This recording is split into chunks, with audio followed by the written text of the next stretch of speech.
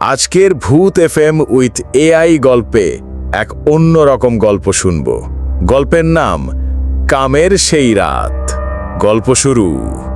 রাত তখন গভীর। অন্ধকারে গ্রামের বাঁশঝাড়ের ফাঁক দিয়ে হাওয়া বইছিল। বাতাসে যেন অদ্ভুত এক গন্ধ। সেই রাতে সোহেল একা ফিরছিল তার বন্ধুর বাড়ি থেকে।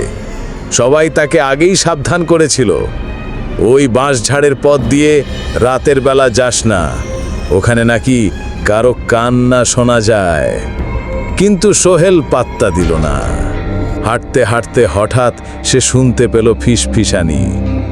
এত রাতে একা যাচ্ছ, আমার সাথে বসো না। কণ্ঠটা ছিল নরম, যেন কোনো নারী মায়াবী ভঙ্গিতে ডাকছে।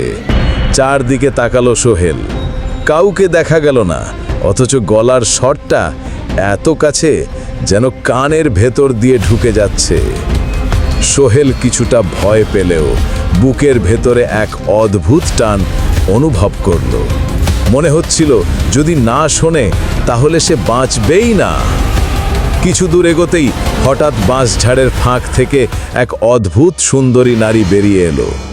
তার লম্বা চুল মাটিতে লুটাচ্ছে, চোখ দুটো লালচে আলোয় জ্বলছে, অথচ ঠোঁটের কোণে এমন এক হাসি যা ভয় আর মোহ দুটো একসাথে ছড়িয়ে দিচ্ছিল। সে কাছে এসে বলল, তুমি জানো আজ কি রাত?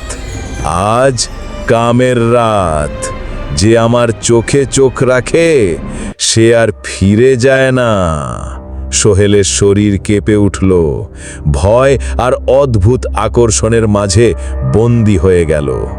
নারীর চোখে চোখ রাখা মাত্রই তার চারপাশের অন্ধকার ঘন হতে লাগল। বাঁশঝাড় যেন জীবন্ত হয়ে উঠল। হাওয়ার বদলে শ্বাস প্রশ্বাসের শব্দ ভেসে আসতে লাগল। সোহেল চিৎকার করতে চাইল, কিন্তু গলা দিয়ে কোনো শব্দ বের হলো না। শুধু অনুভব করল এক শীতল হাত তার বুকে এসে জমে গেল, আর সেই হাতের স্পর্শে তার শরীর নিস্তেজ হয়ে গেল। সকালবেলা গ্রামবাসী বাঁশঝাড়ের পাশে সোহেলের জুতো আর ছেঁড়া শার্ট খুঁজে পেল, কিন্তু সোহেলকে আর কেউ কোনোদিন খুঁজে পায়নি।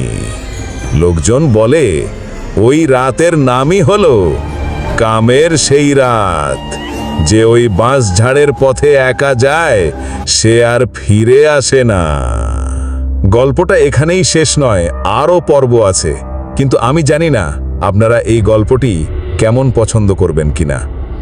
গল্পটা যদি ভালো লেগে থাকে আমার ভিডিওতে একটি লাইক দিবেন, শেয়ার করবে তো বলবেন না, আর সাবস্ক্রাইব করে পাশেই থাকবেন ভূত এফএম উইথ এআই।